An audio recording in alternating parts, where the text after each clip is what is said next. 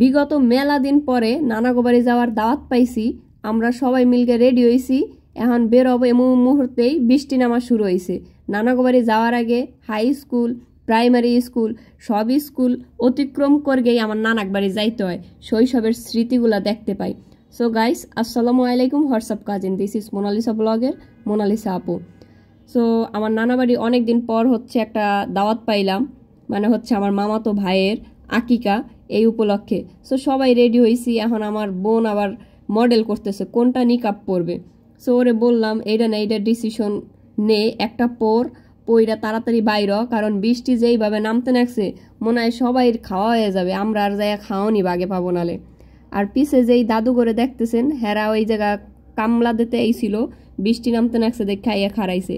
ভাই জ্বর জড়াইয়া শো করে বৃষ্টি, কেমনে আমরা হইতেছে আগে আগে যাব আর কেমনে আগে আগে গরম খাবারটা খাবো। এইদিকে ওরা আবার গেমস খেলতেছিল, ভাগ্নি আর ছোট বোন। আমার মা সেই হারে আম করে রাগারাগি করতেছিল, তো করে কইছে তাড়াতাড়ি রেডিও তাড়াতাড়ি চল। তা আর কি, বোঝেনি তো মাইয়া মানুষ। আর সব থেকে বড় কথা হইলো নানাগো বাড়ি যাইতে হইলে মেলা হানি রাস্তা দিয়ে আটকে যাইতে হয়। আর এই রাস্তা সব বৃষ্টি এমন নামছে ভাই, পানি জমকে গেছে রাস্তায়, আটকে যাইতে যাইতে শিট।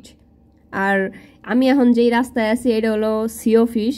যারা হচ্ছে খালিয়া থাকেন বা সেন্দিয়া বা হচ্ছে এই আশেপাশে গাঙ্গুলি বাড়ির এই রাস্তাটা দিয়ে আমি বিগত 7 বছর যাতায়াত করছি, মানে হাই স্কুল, প্রাইমারি স্কুল, 2 স্কুলে পড়ালেখা করছি, এই রাস্তা দিয়ে গেছি আইছি।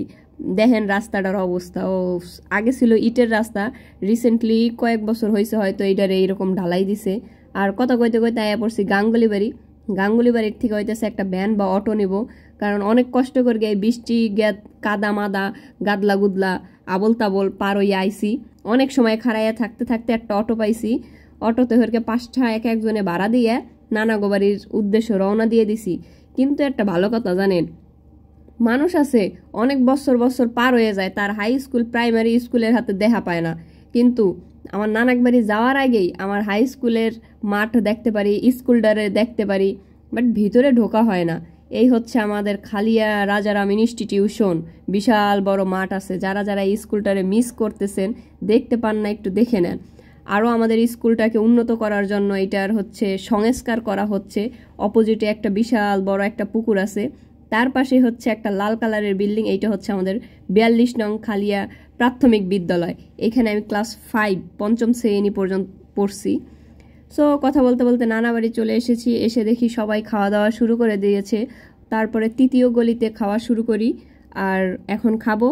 এবং খাওয়ার পরে হচ্ছে টিফিন বক্সে করে নানা বাড়ি থেকে খাবার নিয়েও গেছি, এই ভিডিও দেখাবো।